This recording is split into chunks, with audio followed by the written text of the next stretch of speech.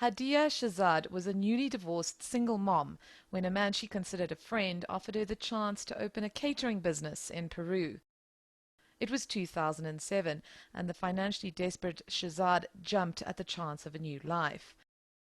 But the promised deal never materialized, and on her way back home, police found almost 4 kilograms of cocaine stuffed into the rucksack she'd agreed to take back for her would-be business partners.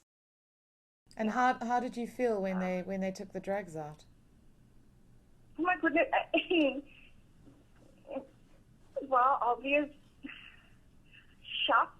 I've never seen cocaine in my life.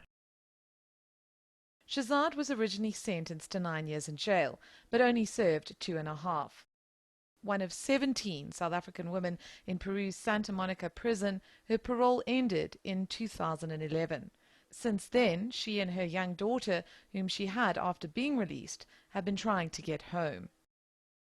I can't work because of my illegal status, as you know. So what I've been doing is I've been selling sandwiches when I can at a call center. Do you ever fear that you are never going to be able to come back home? Oh, all the time. All the time. I've been here 7.5 years. It's long. And yes, there's times when I feel I'm never going to get home. But I have to get home. My parents need me very badly. My child needs me too. I have to get home. I have to. Samantha was a drug addict when she was used as a mule decoy and arrested in Peru in 2007. She was found with 0.36 grams of cocaine in her luggage and sentenced to 27 months in jail.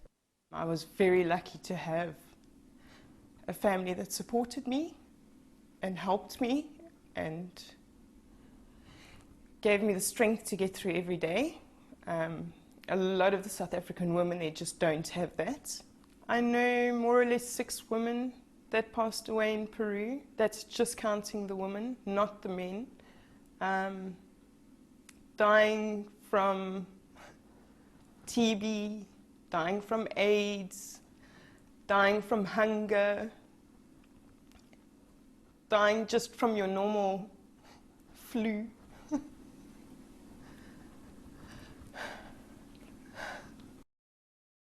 NGO Locked Up, which helps South Africans imprisoned overseas, is trying to raise money to bring paroled inmates home.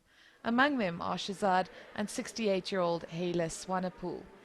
Although she's completed her sentence, Swanepoel is still in jail. The government in Peru overturned her fines, and she doesn't have the monetary means to buy a ticket home. Therefore, the Peruvian prisons will not release her. Many South Africans jailed overseas choose not to ask for consular assistance or to contact their family members, so it's difficult to know exactly how many there are out there.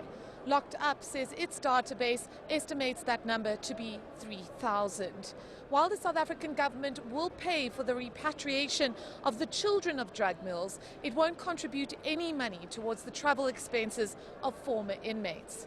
Despite the often horrendous and tragic stories of prisoners who die overseas, far from home and in often very difficult conditions, there are still growing numbers of South Africans who are caught carrying drugs overseas. And that perhaps is the real tragedy. Karyn Maughan, Johannesburg.